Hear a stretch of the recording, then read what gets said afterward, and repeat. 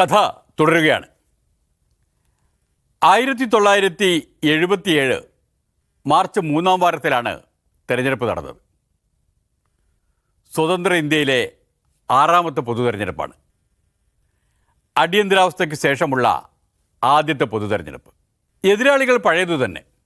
ഒരു ഭാഗത്ത് കോൺഗ്രസ്, മറുവശത്ത് സോഷ്യലിസ്റ്റ് ജനസംഘം സംഘടനാ കോൺഗ്രസ് സഖ്യം. ഇത്തവണ ആ സഖ്യത്തിന് കൂടുതൽ കെട്ടുറപ്പുണ്ട്. അതിനൊരു നേതാവുണ്ട്. അതൊരു പാർട്ടിയായി കഴിഞ്ഞിരിക്കുന്നു, ജനതാ പാർട്ടി. മുകളിൽ രണ്ടു ഭാഗം കുങ്കുമവും താഴെ പച്ചയും ചേർന്നതാണ് കൊടി. നടുവിൽ കലപ്പയേന്തിയ കർഷകൻ്റെ ചിഹ്നം. ജനതാ പാർട്ടി രൂപം കൊണ്ട് വന്നപ്പോഴേക്ക് തെരഞ്ഞെടുപ്പായിരുന്നു. അതുകൊണ്ട് പാർട്ടിയുടെ രജിസ്ട്രേഷൻ നടപടികൾ പൂർത്തീകരിക്കാനായില്ല. അതിനാൽ ജനതയിൽ ലയിച്ചു ചേർന്ന ഭാരതീയ ലോക്ദളിൻ്റെ ചിഹ്നം പൊതുചിഹ്നമായി എല്ലാ സ്ഥാനാർത്ഥികളും സ്വീകരിക്കാൻ തീരുമാനിച്ചു. അതാണ് കലപ്പയേന്തിയ കർഷകൻ. ഇതിനിടെ കോൺഗ്രസിൻ്റെ ചിഹ്നവും മാറിയിരുന്നു. ഇപ്പോൾ നുകം വെച്ച കാളയല്ല, പശുവും കിടാവുമാണ് കോൺഗ്രസിൻ്റെ പുതിയ ചിഹ്നം. 542 സീറ്റുകളിലേക്കാണ് തെരഞ്ഞെടുപ്പ് നടക്കേണ്ടത്. കോൺഗ്രസിന് ഇന്ദിരാഗാന്ധി എന്നതുപോലെ ജനതാ പാർട്ടിക്കും ശക്തനായൊരു നേതാവുണ്ട്, ജയപ്രകാശ് നാരായൺ. മാർച്ച് 6 ഞായറാഴ്ച ഡൽഹിയിലെ രാംലീല മൈതാനിയിൽ അതിഗംഭീരമായൊരു പ്രകടനം നടത്തിക്കൊണ്ടാണ് പ്രതിപക്ഷം അവരുടെ തെരഞ്ഞെടുപ്പ് പ്രചാരണം ആരംഭിച്ചത്. അതിനെ മറികടക്കാൻ കോൺഗ്രസ് കണ്ട ആയുധം ഒരു സിനിമയായിരുന്നു. ഋഷി കപൂറും ഡിംപിൾ കപാഡിയയും നിറഞ്ഞാടിയ സിനിമ ബോബി.